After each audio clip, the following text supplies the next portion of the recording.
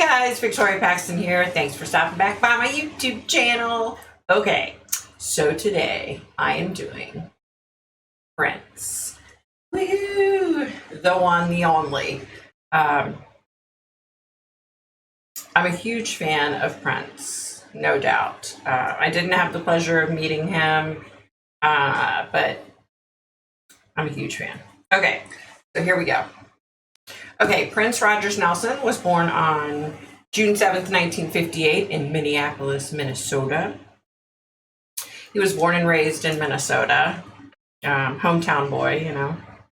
So Prince developed an interest in music and wrote his first single when he was 7 years old called Funk Machine. Okay, so Prince suffered from epilepsy as a child.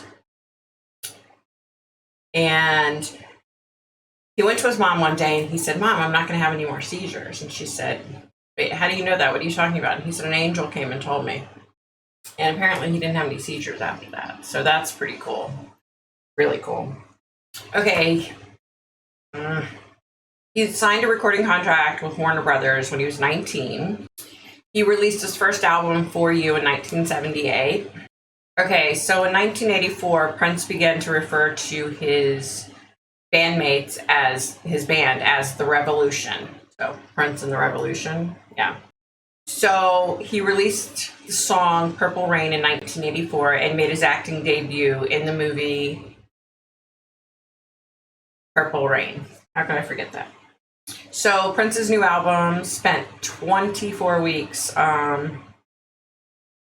spent 24 consecutive weeks on the Billboard 200, which is a big deal. I know, you know, younger people nowadays don't understand about all that, but we didn't have social media. We didn't have Spotify. We didn't have all this stuff. So that was huge.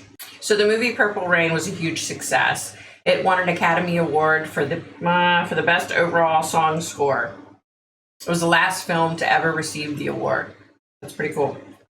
Okay, in '87, The Revolution disbanded, and Prince went on to make the album Sign of the Times. Okay, so everybody probably remembers in 1993, Prince had a problem with Warner Brothers Records, and so he changed his name to an unpronounceable emblem. I think everybody remembers that. He then went on to release 5 albums between 1994 and 1996, which, that's amazing. That's huge. So in '98, he signed with Arista Records. So he finally got a decent contract and signed with them instead of being taken advantage of like a lot of musicians. You know, it happens. Okay, so in 2000, he began to refer to himself again as Prince. Everything had calmed down with the old record label because, you know, it was pretty ingenious. By changing his name to a symbol, like they didn't have power over owning the music or something. I don't know. Okay, so on April 16th of 2016, Prince went to see a doctor, and again on April 20th, he went back to his family doctor. So he was starting to show signs of issues at this point. So on April 7th, he postponed 2 concerts, saying that he had the flu. He rescheduled and performed the one concert on April 14th, a couple days before he passed away. Okay, so he was flying back to Minneapolis, and he became unresponsive.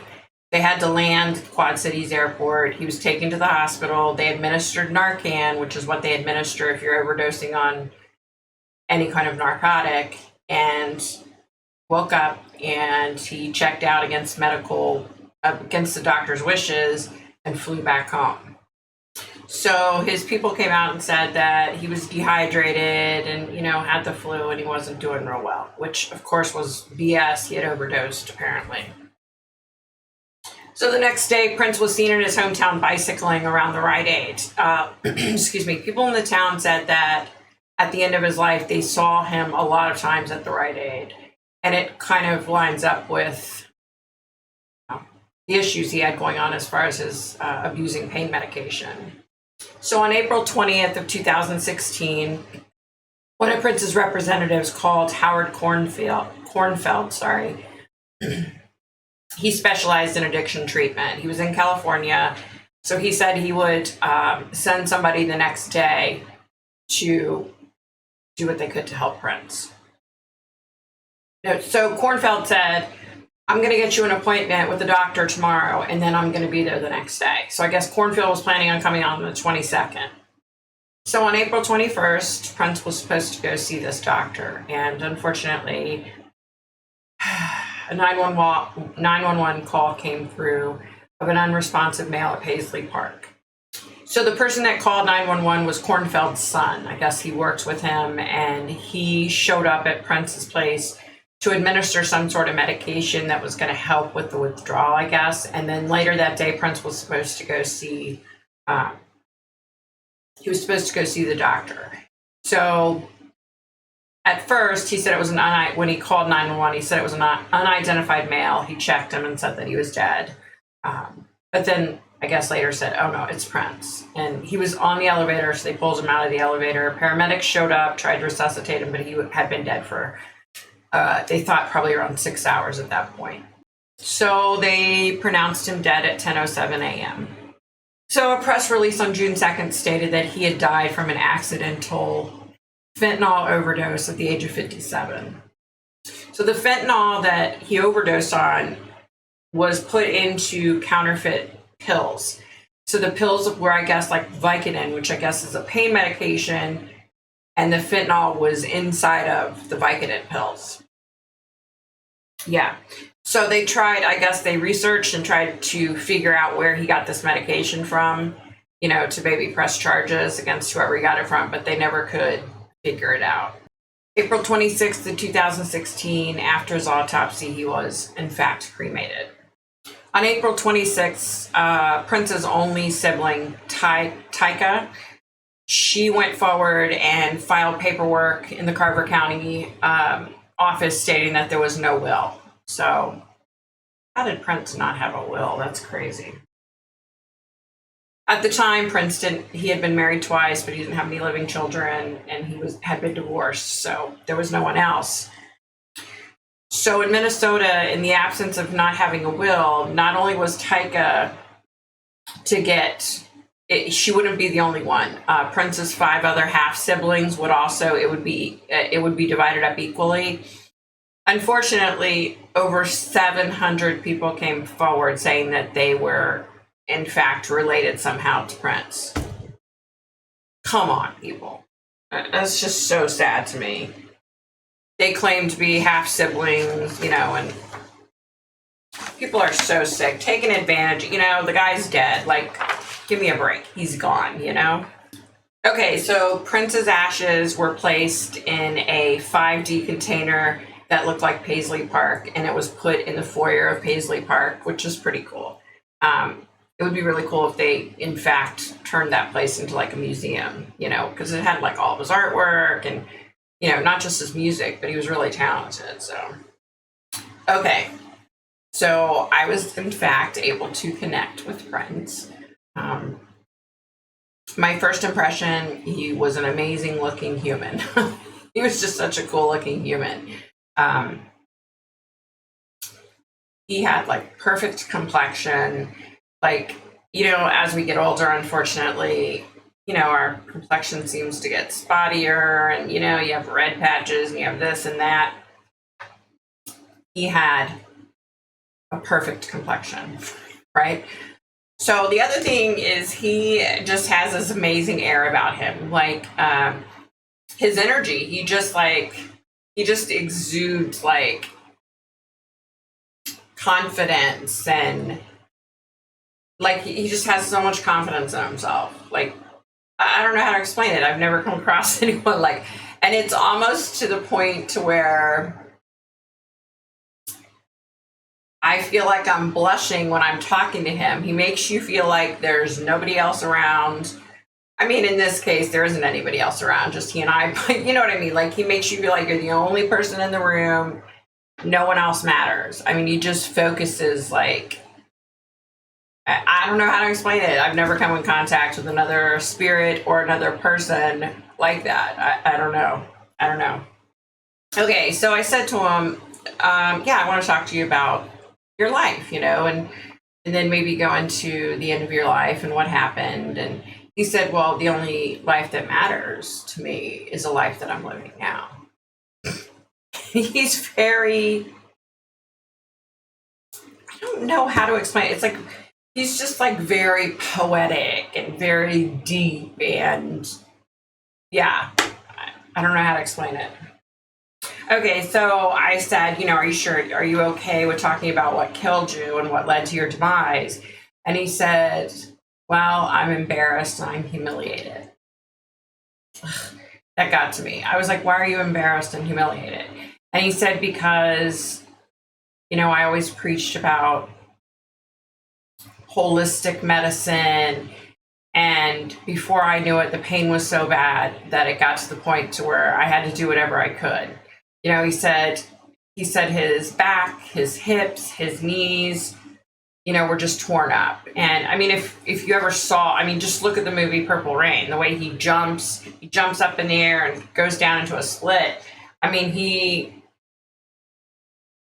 It's like just nonstop action when he's on stage. He's a lot like Michael Jackson in that. Michael Jackson jumps around and dances the whole time. But Michael Jackson dances. Prince actually physically jumps around, So, I can understand why at 57, why he would be in so much pain. It makes complete sense to me.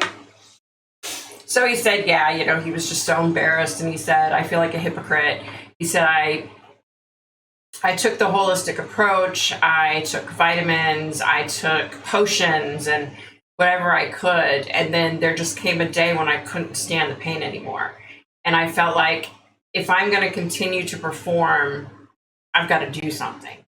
And he said, I let the doctor put me on pain medication, and that's where it started. And he said, before I knew it, I had a problem. And he said, in all honesty, he's not the one that thought he had a problem. It was the people around him that said, look, you've overdosed before, we thought we had lost you. Like, this is serious. You need help. And he said, it was a hard pill to swallow to sit and admit that he had a problem. He said, because he didn't want his fans thinking bad of him. And I said, I don't think any of your fans thought bad of you. Even when you passed away and we found out it was from fentanyl, your fans were just upset and sad that you were gone, period. It wasn't that, oh, he's a drug addict. It wasn't like that at all. You know what I mean? Okay, so I asked him if he would walk me through his last night. So he said he went to a studio and he wasn't able to write or record or do anything. He said his mind was all over the place, and he was trying not to take the medication because he knew that the guy was going to come like the next afternoon, so he was doing everything he could not to take the medicine, And he said, then he went to eat something and he just couldn't even get into that. And he said he literally was all over his house. Like, he went everywhere trying to figure something out to calm down, and it just wasn't working. And so he had his pills on him, and he took a pill. He said he was on the elevator, and that's the last thing he remembers. And he said it was quite an awakening when he realized that he was dead. He said, it's not like they say in the movies. It's not like, he said in his case, he didn't rise up and look down and see his body. And I said, really? Because, so many spirits say that, and he was like, no.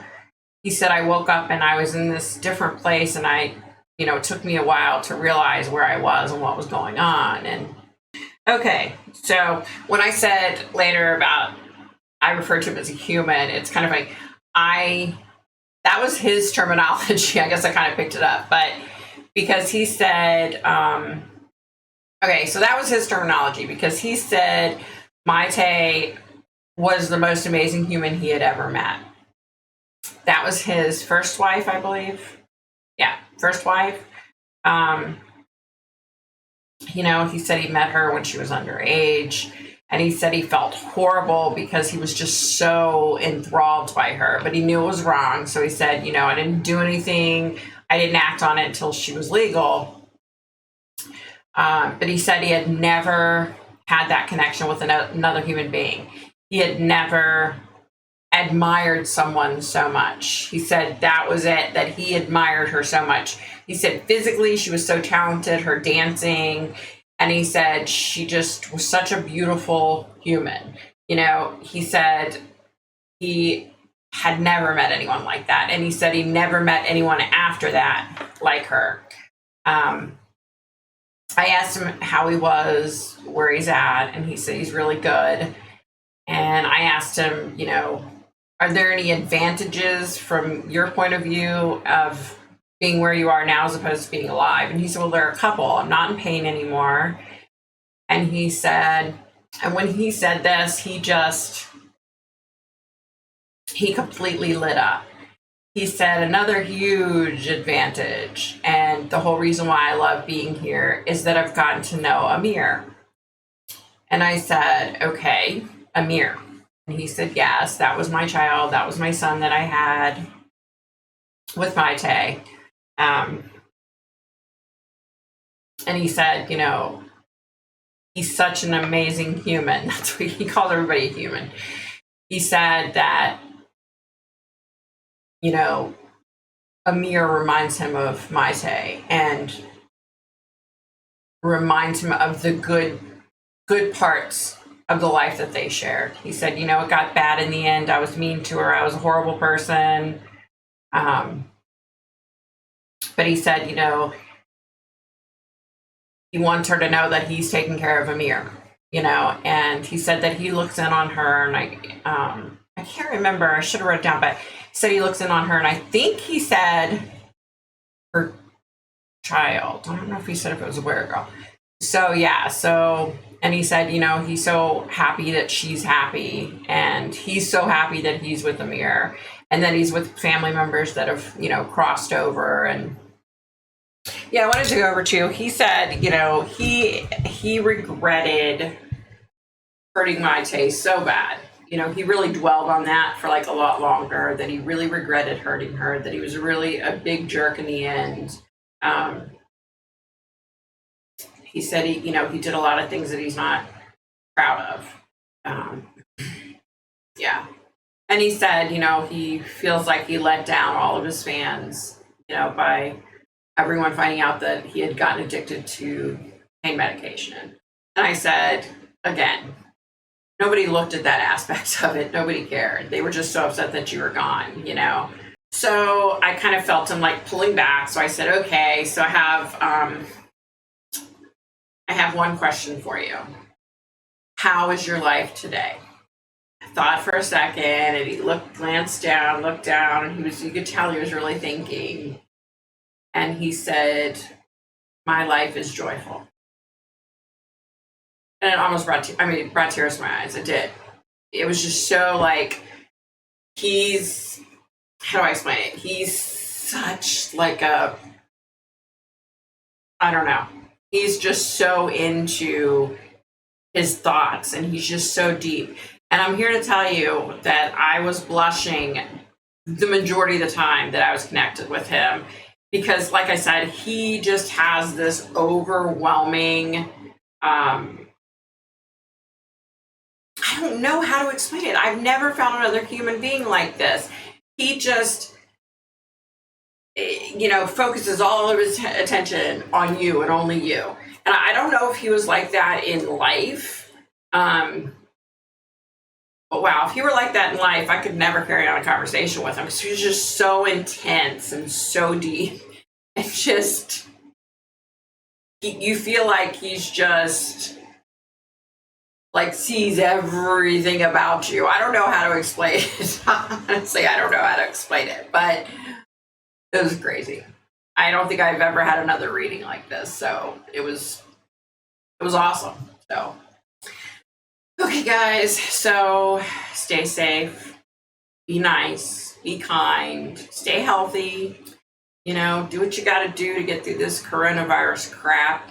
Like I said, hopefully we'll be on the up and up one day soon. In the meantime, just stay safe, because it is still out there and it's going around, and I don't know what to believe anymore. All right, guys, that about does it for me.